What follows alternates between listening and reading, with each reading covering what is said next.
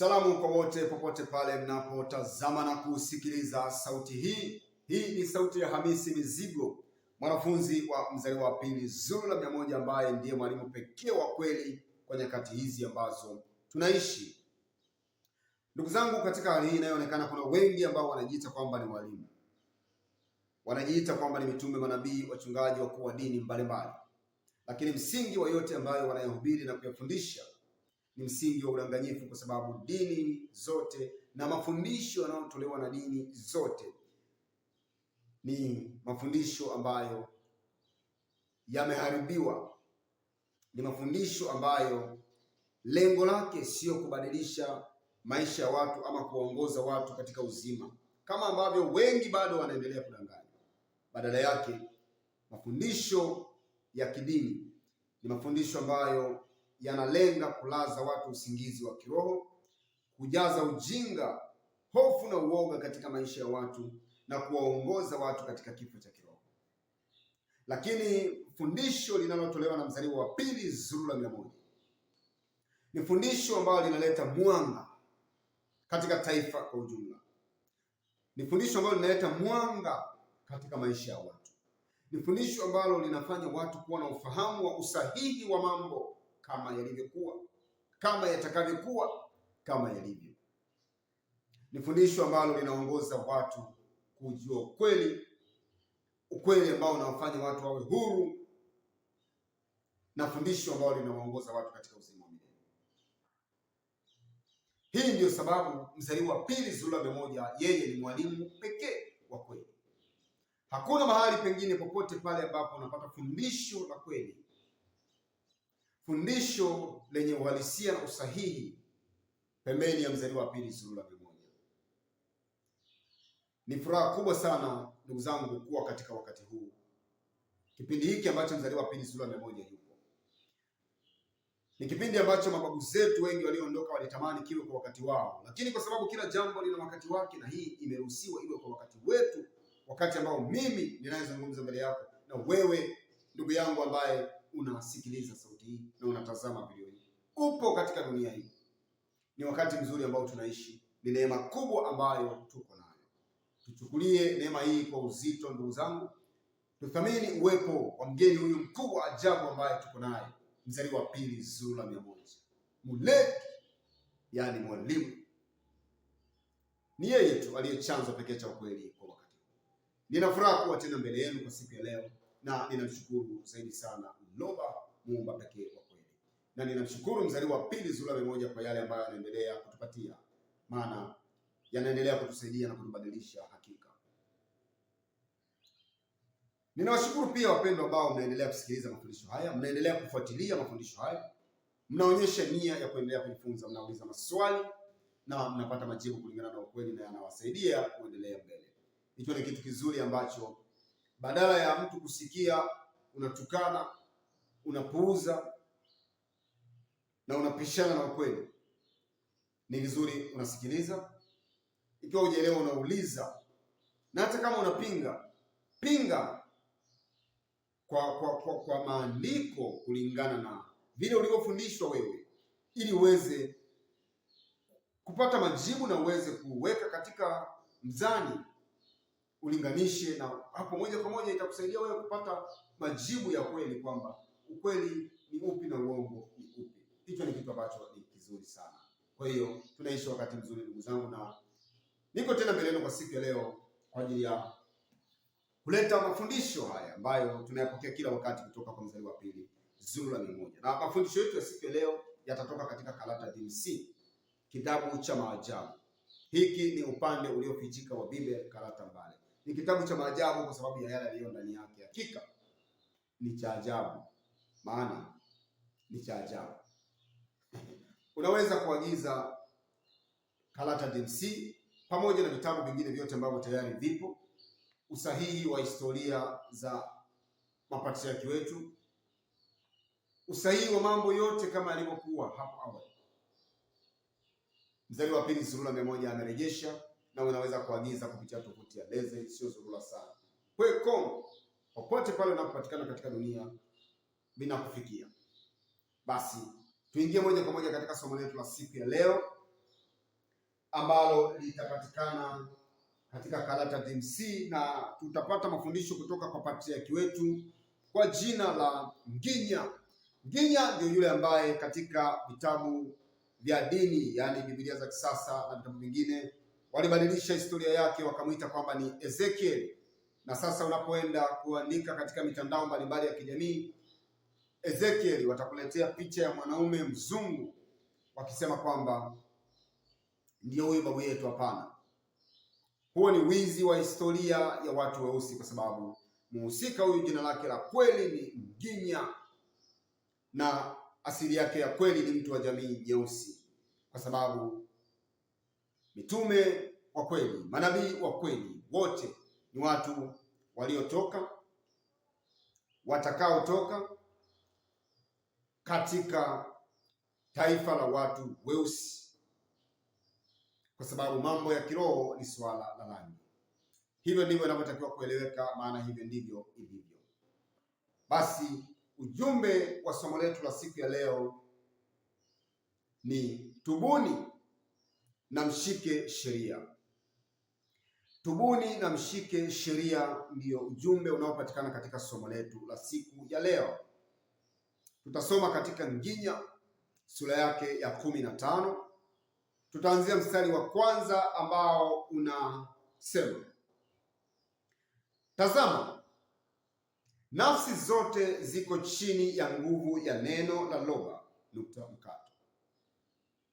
Nafsi ya mwana na pia nafsi ya baba, mkato. Zote ziko chini ya nguvu ya neno la Loba, nafsi, mkato. Nafsi itendayo dhambi ndiyo itakayokufa kiroho. Nginya ameanza kueleza kwamba nafsi zote ziko chini ya nguvu ya neno la Loba. Ni kwa sababu ni Loba ambaye ndiye muumba wa pekee na wa kweli. Sio hiyo miungu inayoabudiwa na kuhubiriwa katika dini zote, miungu ambayo ni viumbe, miungu ambayo inakula, mara inashuka, mara ni lazima itoke sehemu moja kwenda sehemu nyingine ili kuona ambacho watu duniani wanakifanya. Miungu ambayo ni viumbe ndiyo inayoabudiwa katika dini zote duniani, lakini Loba, muumba pekee wa kweli, yeye yuko nje ya dhana zote ambazo tunaweza kufikiri, nje ya aina zote za maisha, zaidi ya yote ambayo tunaweza kufikiri. Na Nginya hapa anasema nafsi zote ziko chini ya nguvu ya neno la Loba. Huo ni usahihi, kwa sababu neno la Loba ndio mbegu ya maisha ya hali hii inayoonekana. Kila aina ya uhai ulio katika dunia hii, katika hali hii inayoonekana, upo kwa sababu ya neno la Loba, upo chini ya nguvu ya neno la Loba. Na anasema nafsi inayotenda dhambi ndiyo itakayokufa kiroho, kwa sababu kwa kweli tupo katika hali inayoonekana ili kuiga ukamilifu, yaani fadhila za roho za agizo kula vitu, ukamilifu wa kaka zetu wa kiroho. Roho za agizo kula vitu, wao ni ukamilifu, wao ni utakatifu. Tupo katika hali inayoonekana ili kuiga fadhila za roho za agizo kula vitu. Tupo ili kufunzwa, kulishwa, tufikie ukamilifu wa utakaso ili tuweze kuwa utakatifu wenyewe. Ndio maana ujumbe wetu wa siku ya leo, tubuni na mshike sheria. Maana kwa hakika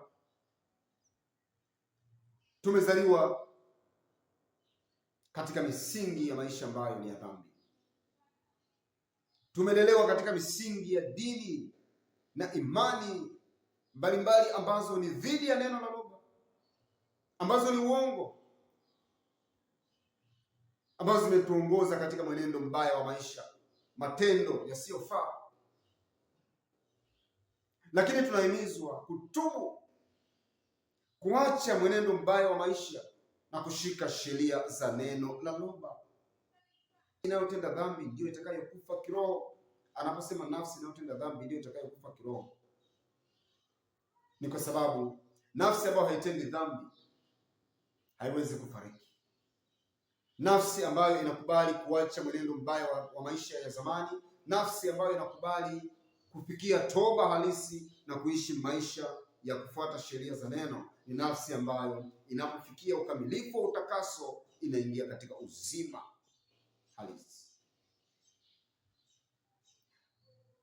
Tunaona usahihi wa haya maandiko ni tofauti na yale ambayo yameandikwa katika Biblia za kisasa. Unapoenda katika kitabu cha huyo atakayeita Ezekieli na unasoma hapa, utaona wanasema kwamba roho inayotenda dhambi ndiyo itakayokufa. Roho haifi.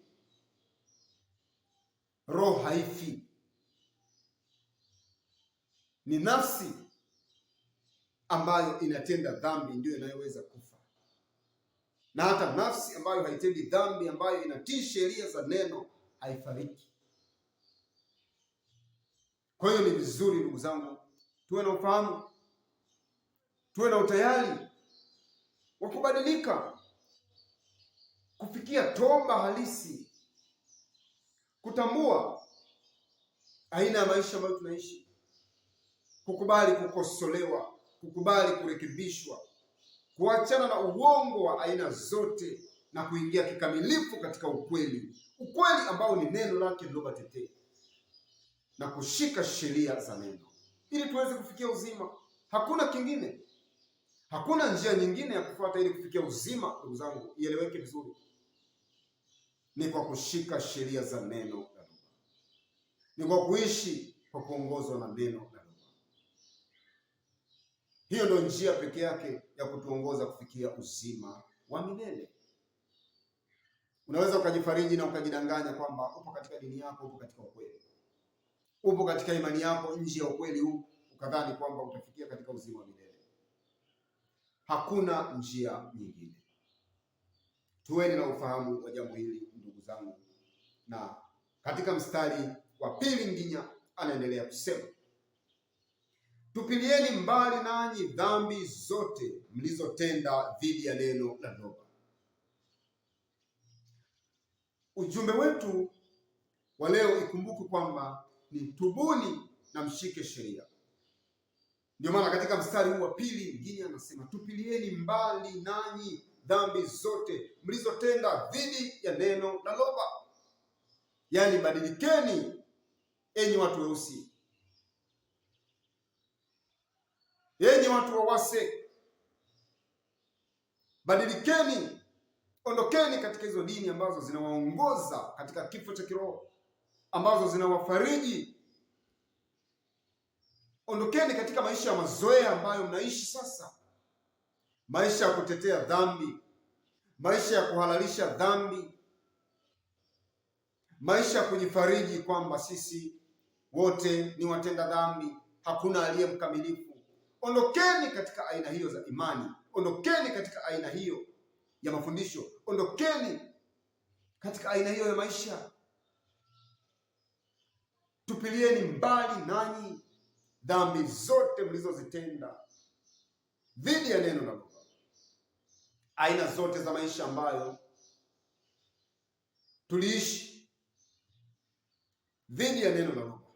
Nginya anatuhimiza kwamba tutupilie mbali, tujitenge na aina hiyo ya maisha kabisa, maana ni dhidi ya neno la Mungu. Na ujumbe wetu unatutaka tutubu, tujutie aina ile ya maisha ambayo tuliishi zamani, na tushike kikamilifu sheria za neno la Mungu, tuishi kulingana na ukweli, kwa sababu hiyo ndio njia pekee inayoweza kutuongoza sisi kufikia katika uzima wa milele.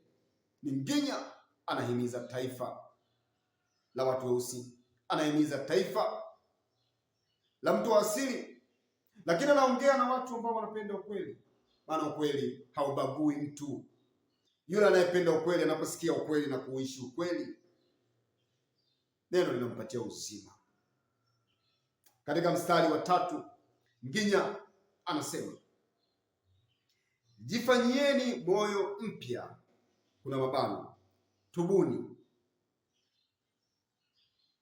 Moyo mpya yani ni moyo ambao umebadilika, ni moyo ambao umefikia katika toba ya kweli.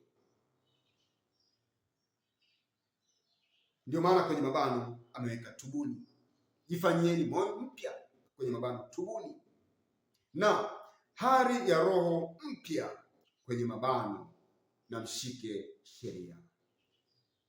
Roho mpya yaani ni utu msafi ndani yako, ni kushika sheria, ni kutenda yale ambayo sasa neno linakuongoza uyatende, ni kujitenga na kukataa yote ambayo neno linakataza. Ulikuwa unaiba, sasa wizi haukubaliani nao. Ulikuwa unatusi, ulikuwa unazini, ulikuwa unafanya mambo mabaya kana kwamba ni mambo mazuri, lakini umefikia toba, umeingia katika toba, umekubali kubadilika, na sasa umekuwa ni mtu mwingine tofauti ambaye hakubaliani tena na mambo mabaya, hatendi tena mambo mabaya kwa hiari.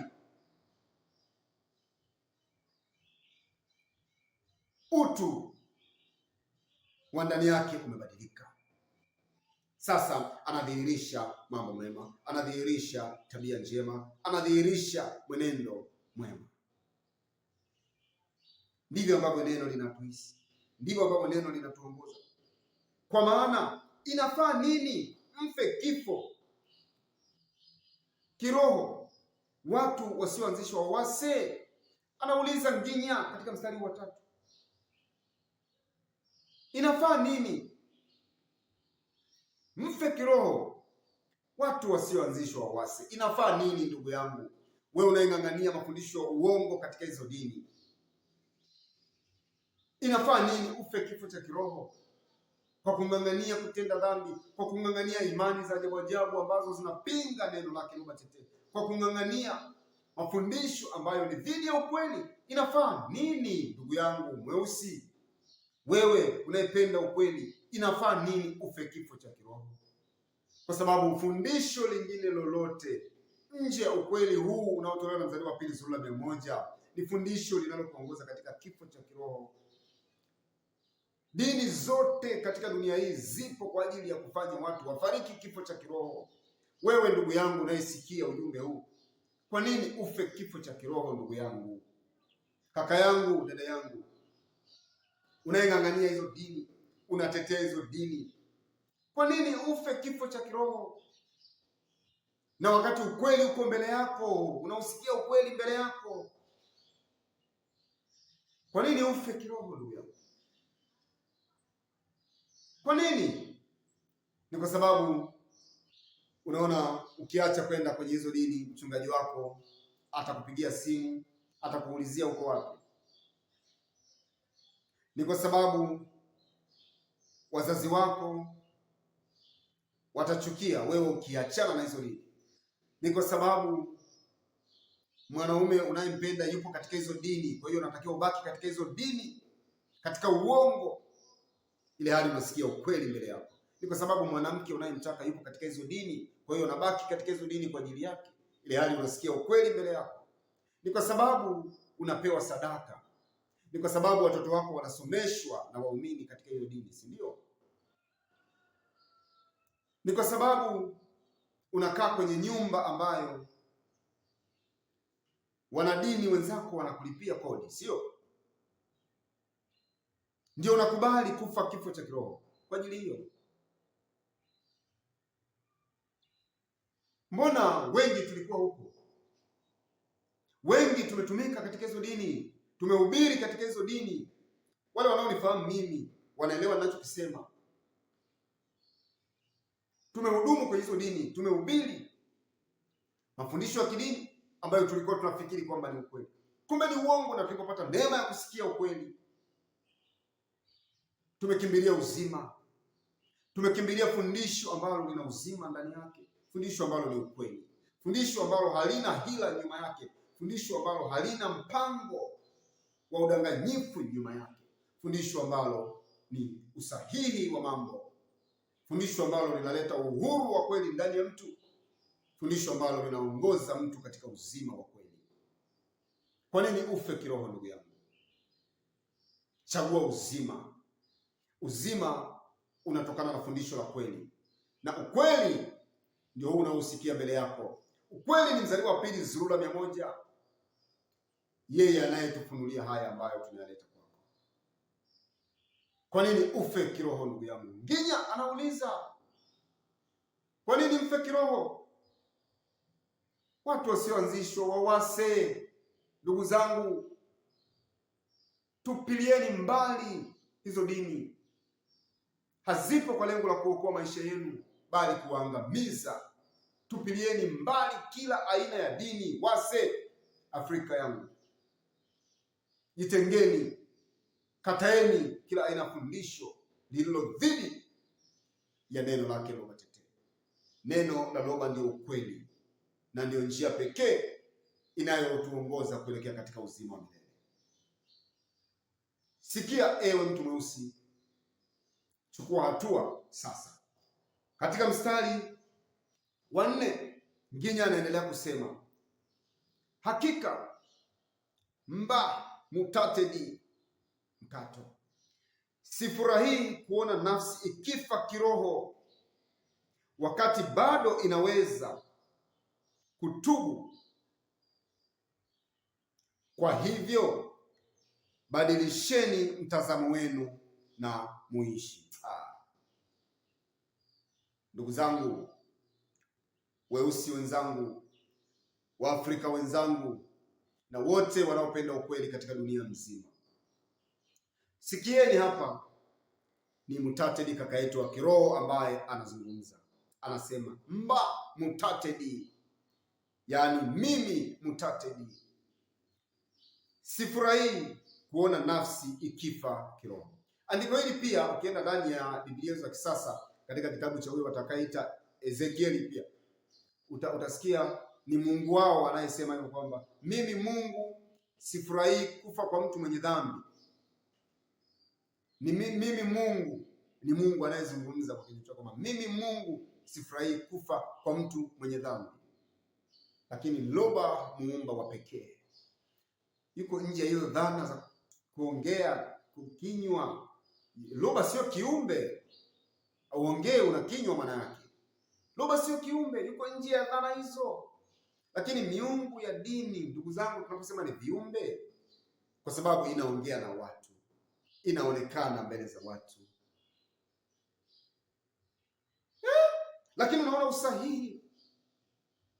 Patriarch wetu Nginya hapa anatuandikia usahihi kwamba anayezungumza hapa si Loba. Loba yuko nje ya dhana za kuongea, yuko nje ya hiyo dhana. Ni kaka yetu wa kiroho ambaye walichukua historia yake na wanakuta wanamweka katika Biblia zao kwamba ni Mungu, kwamba ni Bwana akasema. Sehemu nyingi katika vitabu vya dini ukisikia Bwana akasema, Mungu akasema. Adamu uko wapi? Mungu akasema. Kaini umefanya nini? Si Mungu akasema. Musa njoo mlimani, Mungu akasema. Ni kaka yetu wa kiroho ambaye ni Mutatedi, yeye ni kiongozi wa taifa. Ndugu zangu, ni furaha sana kuwa katika ufahamu mzuri. Ni furaha kupenya na kuelewa mambo haya. Hakika ni kaka yetu wa kiroho anayezungumza. Yeye ni kiongozi Mudiedi, ni kiongozi wa taifa, ni kiongozi wa walioanzishwa, ni kiongozi wa wanaojulikana. Mutatedi anasema hakika mba Mutatedi, mimi Mutatedi sifurahii kuona nafsi ikifa kiroho, wakati bado inaweza kutubu. Kwa hivyo badilisheni mtazamo wenu na muishi. Ndugu zangu, huu ni mwito wa upendo ambao kaka yetu wa kiroho Mutatedi anazungumza. Hafurahii yeye kama kiongozi wa taifa, kama kiongozi wa wanaojulikana. Hafurahi kuona kwamba nafsi inakufa kifo cha kiroho, wakati ina nafasi ya kutubu, kubadilika na kuishi maisha mazuri na kufuata sheria za neno ili iweze kuishi, ili iweze kufikia uzima wa milele. Hafurahishwi. Ujumbe wetu, tubuni na mshike sheria. Ndugu zangu, huu ni mwito wa upendo. Mnaoishi maisha ya kidini, maisha ya mazoea, mnaishi maisha ya mazoea kwa sababu umebatizwa, kwa sababu wewe unatambulika kwamba wewe ni mtu wa dini, basi ukifariki watu watakuzika kwa taratibu za dini yako, wataimba nyimbo za kuwafariji waliofiwa, na ukumbuke kwamba hayo yote atakapokuwa yanafanyika hayana msaada wa aina yoyote kwako. Ndugu yangu, wewe ukifariki, maisha uliyoyaishi hapa duniani ndio yataamua hatima yako inakuwa namna gani. Yaani yote atakayofanyika ambayo leo ndio unayapambania eti ubaki katika dini hiyo ili waje wakuzike kwa nyimbo, ili waje wakuwekee msalaba sijui, hivyo vyote havihusiani chochote na wewe na havina faida yoyote na wewe. Ukifariki, hatima yako baada ya hapo inaamuliwa na vile ulivyoishi ulipokuwa hapa duniani. Sasa unasikia ukweli huu ndugu yangu, bado unabeza. Unasikia ukweli huu, bado unatukana. Unasikia ukweli huu, unajifanya kama usikii. Bado unang'ang'ania kuishi maisha ya kidini, unang'ang'ania kuzubaishwa na mafundisho ya kidini ili kuwafurahisha watu wengine, kumfurahisha mchungaji wako, kumfurahisha mwanaume, kumfurahisha mwanamke, kuwafurahisha watu. Wewe ndugu yangu ambaye unahubiri mafundisho ya kidini,